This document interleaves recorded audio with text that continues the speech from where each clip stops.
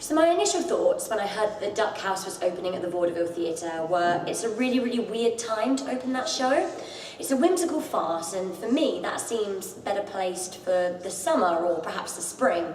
But as a big fan of Dan Patterson and Colin Swash from Mock the Week and Have I Got News For You, I was really, really willing to give the show a chance. I like a good political satire.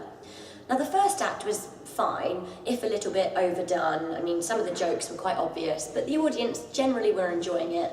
Ben Miller played MP Robert Houston really, really well, and Debbie Chazen played Ludmiller perfectly, I would say. However, towards the end of the first act, the farcical elements were being shoehorned in a little bit. It didn't really bother me too much. I generally enjoyed it.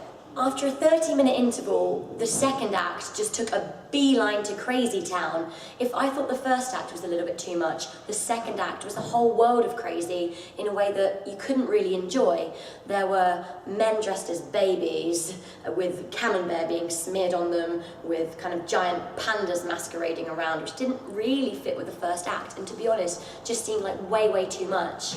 Nancy Carroll was very unsure of her role as the MP's wife, and Simon Shepherd was extremely overcooked.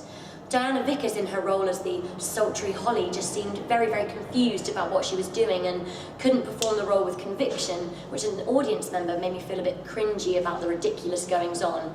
So I would say the Duck House, in theory, a good idea, but overwritten, overcooked, and just a little bit too silly.